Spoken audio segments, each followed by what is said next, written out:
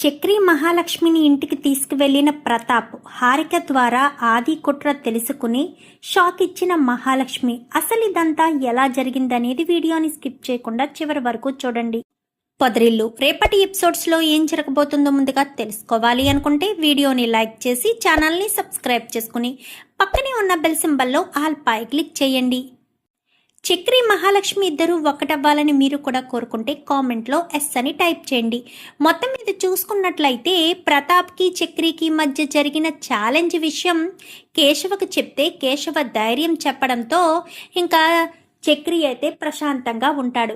చక్రి మనశ్శాంతి కొంచెం సేపు కూడా ఎక్కువ ఉండకూడదన్న ఉద్దేశంతో వెంటనే కన్నా ఫోన్ చేసి అన్నయ్య అని చెప్పాను కానీ ఏమైందిరా, ఏం జరిగింది, ఎందుకంత టెన్షన్ పడుతున్నావు, వదిన వాళ్ళ నాన్నొచ్చాడు అనేసరికి ఒక్కసారిగా షాక్ అయిపోతాడు చక్రి. ఇంకా వెంటనే చక్రి కేశవ్ దగ్గరికి వెళ్ళి మీ వదిన వాళ్ళ నాన్నొచ్చాడంట అనేసరికి అదేంటన్నయ్య, ఛాలెంజ్ చేశాడు కదా అందుకని వచ్చేసాడా ఏంటి అనగాని ఏమో అదే అర్థం కావట్లేదని ఇద్దరు కూడా బయలుదేరి ఇంటికి వస్తారు. వచ్చేసరికి అప్పటికే బయట కూర్చుని ఉంటాడు ఇంకా ప్రతాప్. అయితే అమ్మా అల్లుడు గారు వచ్చారు మహాలక్ష్మి అని చెప్పనేసరికి అల్లుడు గారా అని చెప్పి ఇంకా ఆశ్చర్యపోతుంది. ఎందుకంటే ప్రతాప్కి తెలియదు కదా మహాలక్ష్మి చక్రిని ఏదో ఆపద్ధర్మంగా పెళ్లి చేసుకుంది, ఆ పిలకోడిని పెళ్లి చేసుకోకూడదు అన్న ఉద్దేశంతోనే అన్న విషయం చెప్పలేదు కదా హారిక. సో తెలియక అల్లుడు గారు అనేసరికి ఇంకా లోపల వంట చేస్తూ ఉండగా ఈ లోపలికి వెళ్తారు. ఏంటి మీ నాన్నగారు వచ్చారు అనగాని నన్ను చూడడానికి మా నాన్న రాకూడదా? ఆహా అలా అని కాదు, మీ మీద చాలా కోపంగా ఉన్నారు కదా, ఇప్పుడెందుకు వచ్చారా అని అనేసరికి ఏమో కోపం ప్రేమగా మారుండొచ్చు, మా నాన్నకు నేనంటే చాలా ఇష్టం, నన్ను వదిలి క్షణం కూడా వదిలిపెట్టేవారు కాదు, ఏ టూర్లకి ఎక్కడికి వెళ్ళనిచ్చేవారు కాదు, అలాంటిది కొన్ని రోజులకి నా మీద ప్రేమ కలిగింది అందుకే వచ్చారు, పైగా మనల్ని వాళ్ళ ఇంటికి కూడా తీసుకువెళ్తాను అని అన్నట్టు నాతో మాట్లాడారు, ఇంకా పూర్తిగా చెప్పలేదు అని చెప్పి మహాలక్ష్మి అంటుంది. ఒక్కసారిగా చక్రి షాక్ అయిపోతాడు. ఏం మాట్లాడుతున్నారు మహాలక్ష్మి గారు, ఇప్పుడు మిమ్మల్ని అక్కడికి తీసుకువెళ్ళి మా ఇంటి నుంచి మా నుంచి దూరం చేసి మళ్ళీ ఆ పిల్లకొడికి ఇచ్చి పెళ్లి చేయరని గ్యారంటీ ఏంటి? మిమ్మల్ని ఇక్కడి నుంచి తీసుకువెళ్ళడం కోసమే ఇదంతా చేస్తున్నారేమో కదా అని చెప్పి మహాలక్ష్మికి డౌట్ వచ్చేటట్టుగా చక్రి అంటాడు. అలాంటిదేమీ లేదు, మా నాన్న నిజంగా మారాడని నమ్ముతున్నాను, అయినా ఆ పిల్లకొడికిచ్చి మళ్ళీ పెళ్లి చేస్తానంటే నేను ఒప్పుకుంటానా? బలవంతంగా పెళ్లి చేయడానికి ఇంతకు ముందే ఇంట్లోంచి పారిపోయి వచ్చాను, ఇప్పుడు పారిపోయి రాలేనా ఏంటి? నేను ఖచ్చితంగా పిల్లకొడినేమి పెళ్లి చేసుకోను. ఏమో నిజంగా మా నాన్న మారి మనల్ని క్షమించుండొచ్చు కదా, మా నాన్న క్షమించి నన్ను నిజంగా దగ్గరికి తీసుకుంటే మన ఇద్దరి పెళ్ళి ఏ పరిస్థితిలో జరిగిందనేది మా నాన్నకు చెప్పేస్తే ఇంకా నేను మా నాన్న వాళ్ళ ఇంటి దగ్గరే ఉండొచ్చు కదా అని మహాలక్ష్మి అనగానే ఒక్కసారిగా చక్రికి కళ్ళల్లో నీళ్లు తిరుగుతాయి. వెంటనే ఇంకా అక్కడి నుంచి పక్కకు వచ్చేసి ఎంతగానో ఏడుస్తాడు. కేశవ్ అదంతా చూసి రే చక్రి అంటూ ఎంతగానో వాదారుస్తాడు. మహాలక్ష్మి అంటే నాకు చాలా ఇష్టం రా, నేను మహాలక్ష్మిని ప్రేమించే పెళ్లి చేసుకున్నాను, తనని చూడగానే తను నా భార్య అయితే బాగున్ను అనుకున్నాను, కానీ మహాలక్ష్మి ఇప్పుడు ఎలా దూరం అయిపోతాను, వాళ్ళ ఇంట్లో వాళ్ళకి మా పెళ్లి విషయం చెప్పేస్తాను అంటూ మాట్లాడుతుంది. ఇప్పుడు నేను ఏం చేయాలో నాకు అర్థం కావట్లేదు, మహాలక్ష్మి లేకపోతే నేను బ్రతకలేను అంటూ ఇంకా ఎంతగానో ఏడుస్తూ ఉంటాడు. రే నువ్వేంట్రా ఇంతలా ఏడుస్తున్నావు, దేన్నైనా జోక్గా తీసుకునే నువ్వు ఈ మ్యాటర్ని ఇంత సీరియస్గా తీసుకుంటున్నావా అనగానే అది వేరే ఏదైనా సరే జోక్గా తీసుకునేవాడినేమో, కానీ మహాలక్ష్మి విషయంలో నేను అలా ఉండలేకపోతున్నానురా అని చెప్పి ఇంకా ఎంతగానో కేశవుని పట్టుకుని ఏడుస్తూ ఉంటాడు. ఏడుస్తూ ఉండేసరికి చూడు చక్రి, నువ్వు అంటుంటావు కదా మా ఇద్దరికి రాసి పెట్టుంది అని, ఖచ్చితంగా మీ ఇద్దరికి రాసి పెట్టుంటే వదిన ఎక్కడికి వెళ్ళదు, నీతో వెళ్ళిన వదిన మళ్ళీ నీతోనే వస్తుంది, అర్థమవుతుందా? నేను అన్నానని కాదు, ఖచ్చితంగా వస్తుంది చూడు అని ఇంకా కేశవ్ అయితే చెప్తాడు. రేపు భోజనానికి రండి అంటూ మాధవ్ పిలవడంతో ఇంకా కళ్ళు తుడుచుకో, లోపలికి వెళ్తే బాగోదు అని మొహం కడుక్కుని భోజనం దగ్గరికి వెళ్ళి కూర్చుంటారు. అందరు కూర్చున్న తర్వాత అడగాల్సిన ప్రతాప్ కాస్త మాట అడిగేస్తాడు. అల్లుణ్ణి కూతుర్ని నేను ఒక వారం రోజులు మా ఇంటికి తీసుకువెళ్తాను అని చెప్పేసరికి ఒక్కసారిగా చక్రి మహాలక్ష్మి ఒకరి ముఖాలు ఒకరు చూసుకుంటారు. సరే నాన్న అని చెప్పి మహాలక్ష్మి అంటుంది, మీ అమ్మాయిని మీరు మీ ఇంటికి తీసుకువెళ్ళడానికి మా పర్మిషన్ ఎందుకు అంటూ మాధవ్ అంటాడు. ఇంకా అలా అన్న తర్వాత ఆ రోజు రాత్రికి నిద్ర పట్టదు చక్రికి. ఎందుకంటే మరుసటి రోజు ఉదయాన్నే ప్రయాణం అని అనడంతో నిద్ర పట్టదు. ఇంకా మహాలక్ష్మి వాళ్ళ నాన్న ఇద్దరు వాళ్ళ రూమ్లోనే, వాళ్ళ గది ఉంది కదా ఆ గదిలోనే పడుకుని ఇంకా తండ్రి కూతురు ఇద్దరు పడుకుంటారు. మరుసటి రోజు ఉదయాన్నే ఇంకా బయలుదేరిన తర్వాత లలిత అంటూ గుమ్మంలోంచి పిలుచుకెళ్తాడు ప్రతాప్. ఎందుకంటే అక్కడ ఏమీ తేడా రాకూడదు. మహాలక్ష్మి ఒకసారి వెళ్ళిపోయిందంటే ధైర్యం లేందా? ఖచ్చితంగా ధైర్యం ఉన్నదే. మహాలక్ష్మిని ఇష్టంతోనే గెలవాలి తప్ప వేరే రకంగా గెలవకూడదని అర్థం చేసుకున్నాడు కదా. సో అందుకని ఏ మాత్రం అనుమానం రాకుండా ఉండాలి అన్న ఉద్దేశంతో సైలెంట్గానే ఉంటాడు. అంటే ఏమీ ఎక్కువ తన కోపం ఎంతున్నా కానీ బయటికి చూపించకుండానే ప్రేమగానే ఉంటాడు. లలిత ఈలోపు ఆది ఏమో వెళ్ళిపోతాడు ఆఫీస్కి. హారిక ప్రతాప్ వీళ్ళంతా ఉంటారు. ఇంకా హారతి లలిత అనగానే సిద్ధం చేశానండి అని చెప్పి ఇంకా గబగబా హారతి తీసుకొచ్చి ఇద్దరికి హారతి ఇచ్చి బొట్టు పెట్టి లోపలికి కుడికాలు పెట్టి లోపలికి రండి అనగానే ఇద్దరు కూడా వస్తారు. బాగున్నావు మహా అని చెప్పనగానే బాగున్నాను వదిన, బాగున్నావా చక్రి అనగానే బాగున్నానండి అని చెప్పనేసరికి రా బాబు కూర్చో, వెళ్ళు అల్లుడు గారికి ఏదైనా స్వీట్ చేసావా అనగానే చేశానండి అంటూ ఇంకా స్వీట్ చేసి తీసుకొచ్చేసరికి ఇద్దరు కూడా స్వీట్ తింటారు. తిన్న తర్వాత మీకు పైన గది ఏర్పాటు చేయించాను, మీరు పైన ఉండొచ్చు అనగానే నాన్న అది అనేసరికి మహా నువ్వు వెళ్ళి ఫ్రెష్ అవ్వు అని చెప్పి ఇంకా హారిక చెప్తుంది. చెప్పడంతో పైకి వెళ్ళిపోతుంది. పైకి వెళ్ళిపోయిన తర్వాత అమ్మ హారిక అని చెప్పి పిలుస్తారు. ఎందుకంటే ముందు రోజు రాత్రి వీళ్ళిద్దరూ వేసుకున్న ప్లాన్ అంటూ ఏముండదు కానీ వాడిని ఏదో రకంగా రప్పించి మహాలక్ష్మి జీవితంలోంచి బయటకు గెంటేయాలని మాట్లాడుకున్నది కాస్త వింటాడు. ఎవరు? హారిక వింటుంది. అంటే వీళ్ళని ఇక్కడికి పిలిపించేది అందుకోసమేనా అని చెప్పి హారిక అనుకుంటుంది. అలా అనుకున్న హారిక చక్రి వాళ్ళు ఎంత మంచి వాళ్ళో ఏంటో అంతా మహాలక్ష్మి చెప్పింది కదా, సో వాళ్ళని ఏం చేయబోతున్నారో వీళ్ళు అని అబ్జర్వ్ చేయడం మొదలు పెడుతుంది. ఇంకా 2-3 రోజులు బాగానే ప్రతాప్ చూసుకుంటాడు. అది ఏదో అంతంత మాత్రంగా పైగా మాట్లాడతాడు. ఇంకా అలా మాట్లాడిన తర్వాత ఒక 4 రోజులు అవుతుంది. ఇంకా వీళ్ళు వెళ్ళడానికి 3 రోజులు మాత్రమే మిగిలింటుంది. ఇంకిక్కడ కేశవ కంగారు పడుతూ ఉంటాడు. ఏమైంది కేశవ, ఎందుకు కంగారు పడుతున్నావురా అని చెప్పనగానే ఏమీ లేదన్నయ్య, అక్కడికి చక్రి వెళ్ళాడు కదా, అత్తవారింటికే కదరా వెళ్ళాడు అనగానే అసలు విషయం నీకు తెలియదన్నయ్య, చక్రికి వాళ్ళ మామయ్యకి ఇద్దరికి కలిసి ఒక పందెం వేసుకున్నారంట, ఛాలెంజ్ చేశారంట అని చెప్పనేసరికి ఛాలెంజా ఏంటన్నయ్య అది అంటూ కన్ను అడుగుతాడు. ఇంకా విషయం మొత్తం చెప్తాడు. ఎంత జరిగిందా అనగానే అవునన్నయ్య, అందుకే వాడు ఆ ఇంటికి వెళ్ళడానికి భయపడ్డాడు. మహాలక్ష్మి మనసు వాళ్ళు మార్చేసి మహాలక్ష్మిని అక్కడే ఉంచేసుకుని చక్రిని మాత్రమే మన ఇంటికి పంపిస్తారేమోనని భయపడ్డాడు అనగానే మహాలక్ష్మి అలా చేస్తుందంటావా అని చెప్పి ఇంకా మాధవ్ అనగానే ఏమో అన్నయ్య, అసలే వదినికి అన్నయ్యని ఇష్టపడి పెళ్లి చేసుకున్న పెళ్లి కాదు, తనేదో పెళ్లిని తప్పించుకోవడం కోసం చేసుకున్న పెళ్లి అది. మరి అలాంటి తప్పుడు అన్నయ్యతో పాటు కలిసి ఉండడానికి ఎందుకు ఇష్టపడుతుంది? వాళ్ళ అమ్మ వాళ్ళు ప్రేమ చూపిస్తే మన ప్రేమ ముందు వాళ్ళ ప్రేమ గొప్పే కదన్నయ్య. వాళ్ళకి నిజం చెప్పేస్తే ఇంకా అన్నయ్య ఒక్కడే తిరిగి వస్తాడు, చక్రి ఒక్కడే వస్తాడు కదా అని చెప్పి ఇంకా కేశవ్ అంటాడు. ఇప్పుడు ఏం చేద్దాంరా అని చెప్పాను కానీ ముందు ఒకసారి చక్రికి ఫోన్ చేద్దామని చక్రికి ఫోన్ చేస్తాడు. ఫోన్ చేసేసరికి చక్రి అనగానే అన్నయ్య అని చెప్పనేసరికి అక్కడ ఎలా ఉందిరా, ఏమన్నా అంటున్నారా వాళ్ళు అనగానే ప్రస్తుతానికి ఏమీ లేదన్నయ్య, కానీ నాకెందుకో కొంచెం భయంగా ఉంది. ఇంకా 3 రోజులుంది, ఇప్పటికి 4 రోజులు అయ్యింది. ఇప్పటి వరకు బాగానే చూసుకున్నారు, మరి ఇక మీదటి సంగతి చూసుకోవాలి. మహాలక్ష్మి గారు నాకు దూరం అయిపోతారా అన్నయ్య, భయమేస్తుంది అన్నయ్య అని చెప్పి ఇంకా కళ్ళంట నీళ్లు తెచ్చుకునేసరికి, ఏంటి చక్రి ఏడుస్తున్నావా? అవునన్నయ్య, వాడు ఇక్కడ కూడా చాలా ఏడ్చాడు అని చెప్పి కేశవ్ అంటాడు.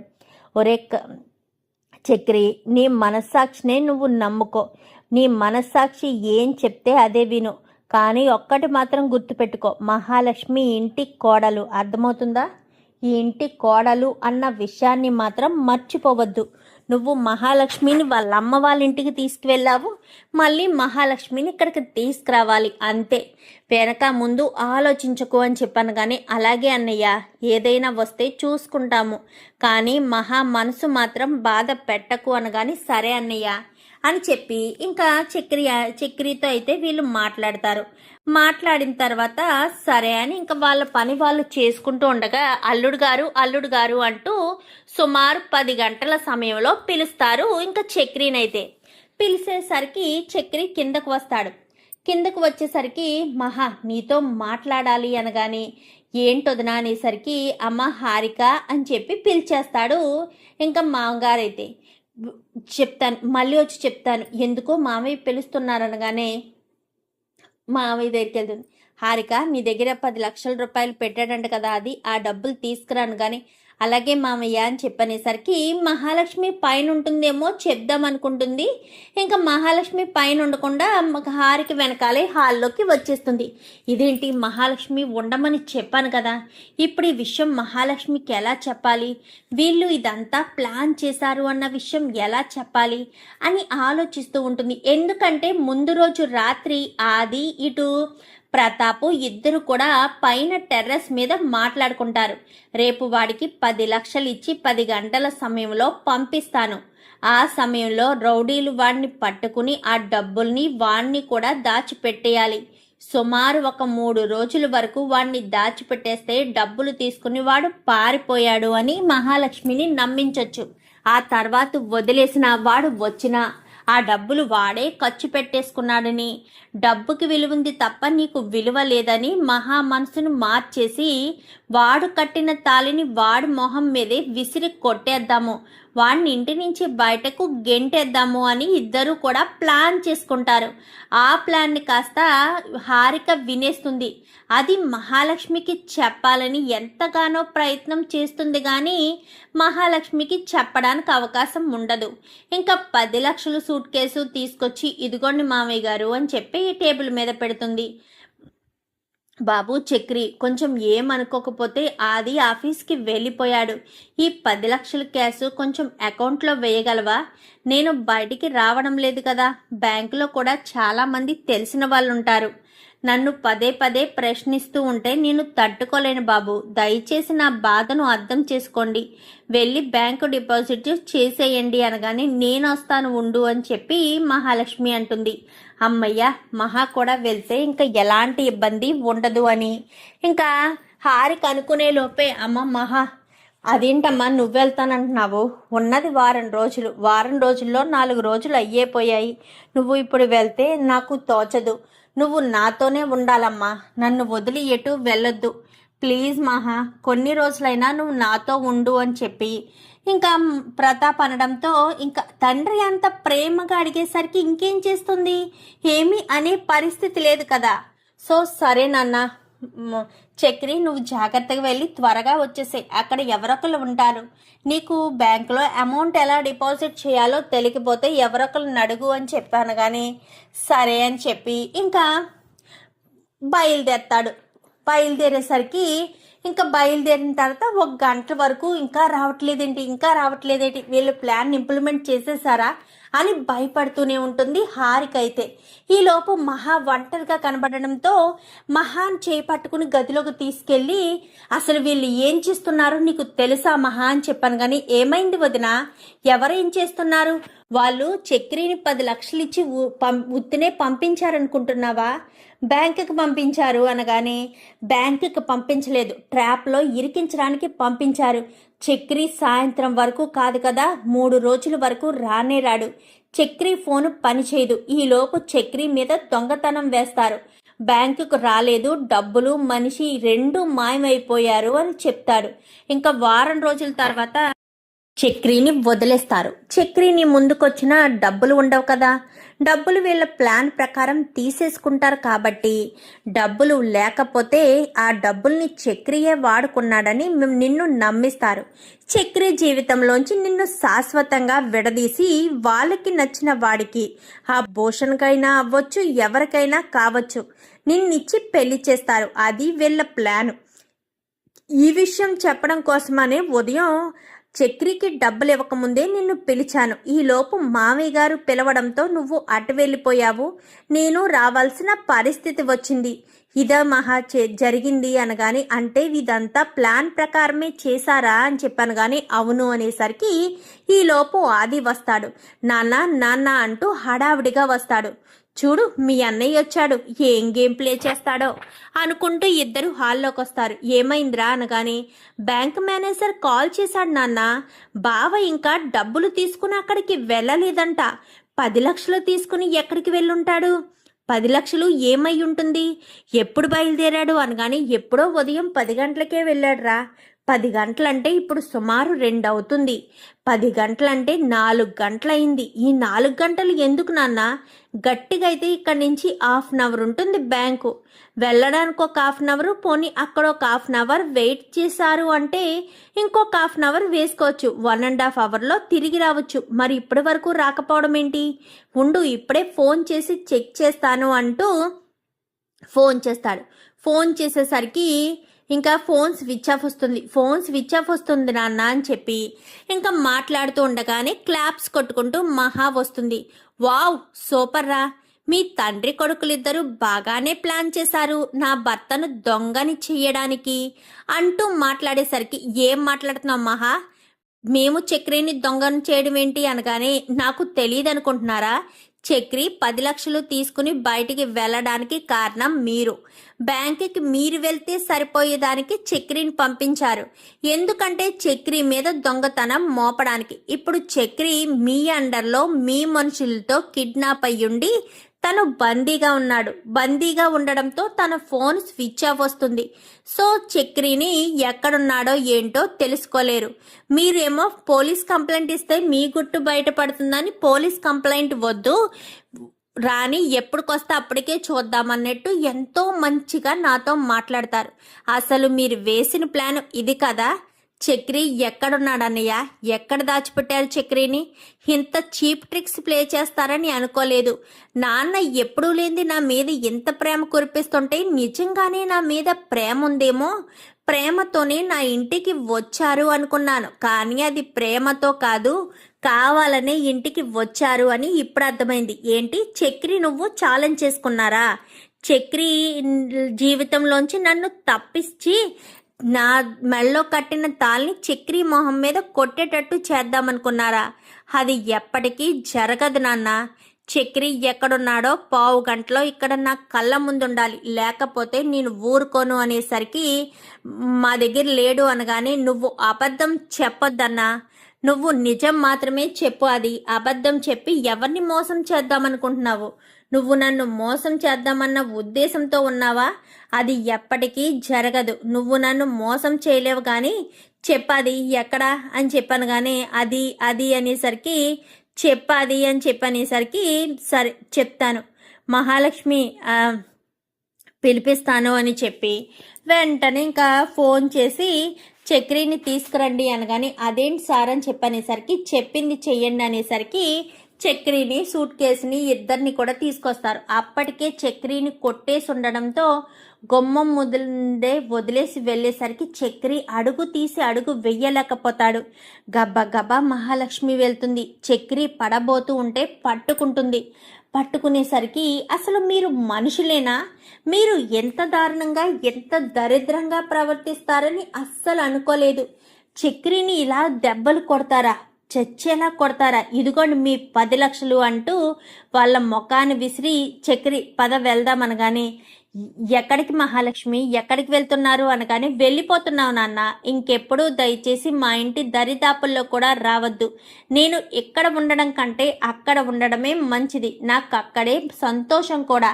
నేను ఇక్కడ ఉన్నా సంతోషంగా ఉండను, ఆ ఇంట్లోనే నేను సంతోషంగా ఉంటాను అని చెప్పి ఇంకా మహాలక్ష్మి కాస్త చక్రిని తీసుకుని, తనకు కారు డ్రైవింగ్ రావడంతో కారులో చక్రిని తీసుకుని సరాసరి వాళ్ళ ఇంటికి వెళ్ళిపోతుంది.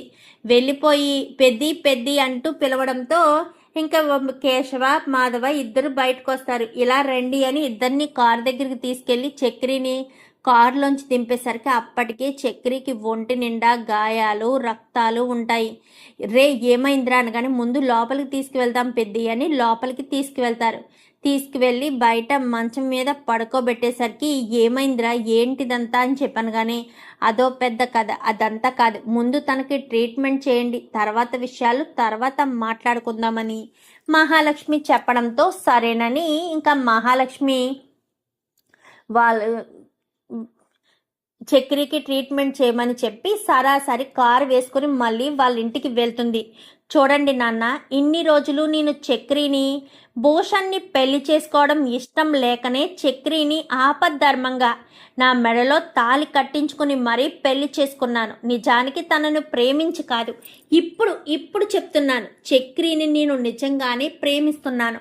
చక్రితోనే కలిసి ఉంటాను. ఇన్ని రోజులు తనని భర్తగా చూడలేదు, ఒక సాటి మనిషిలా మాత్రమే చూశాను. ఈ క్షణం నుంచి కూడా చక్రి నా భర్తగానే చూస్తాను. ఇన్ని రోజులు నాకు ఆ ఫీలింగ్ కలగలేదు. ఎప్పుడైతే మీరు చక్రి మీద చేయి చేసుకున్నారో, చక్రిని నా నుంచి దూరం చేయాలని చూసారో, చక్రిని అంతలా చచ్చేలా కొట్టారో, ఇప్పుడు నేను మనసు మార్చుకున్నాను. చక్రితోనే ఇక జీవితాంతం అదే ఇంట్లో వాళ్ళతోనే వాళ్లకు బిడ్డలా వాళ్ళకి తల్లిలా మారి అక్కడే ఉంటాను. అర్థమవుతుందా? ఇంకొకసారి నా దగ్గరికి రావాలని చూస్తే మాత్రం అస్సలు ఊరుకోను అంటూ వార్నింగ్ ఇచ్చేసరికి అమ్మ మహా అని చెప్పి ఇంకా హారిక పిలుస్తుంది.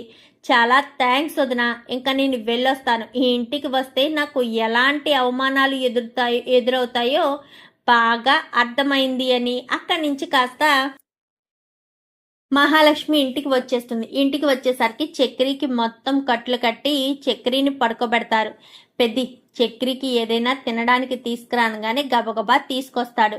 చక్రి తినడానికి ఇబ్బంది పడుతూ ఉంటే, నేను తినిపిస్తానమ్మా అనగానే, వద్దు పెద్ది నేనే తినిపిస్తానని ఇంకా మహాలక్ష్మియే చక్రికి తినిపిస్తూ ఉంటుంది. తినిపిస్తూ ఉండేసరికి అదంతా చూసి షాక్ అయిపోతారు వీళ్ళంతా. ఇదేంటి మహాలక్ష్మిలో ఎంత మార్పు? చక్రి పేరెత్తితేనే కైమంటుంది, చక్రి చూస్తేనే కసురుకుంటుంది. చక్రిని భర్తగా కూడా అంగీకరించలేదు. ఏదో ఆ భూషణ్ గాడిని ఆ పిల్లకోడిని తప్పించుకోవడం కోసమే పెళ్లి చేసుకున్నాను అని చెప్పింది.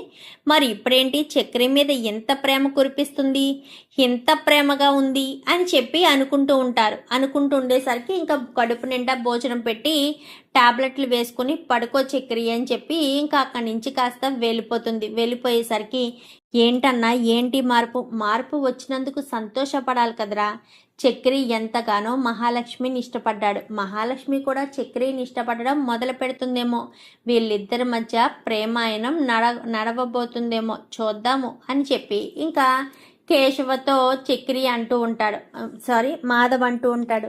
నిజంగా అన్నయ్య వదిన ఇక్కడే ఉండిపోతే బాగుంటుంది కదా అన్నయ్య. వదిన ఇప్పుడు చిన్నన్నయ్యని పెళ్లి చేసుకోకపోతే ఇంకా ఎప్పటికీ వేరే వాళ్ళని చేసుకుంటుందో లేదో తెలీదు.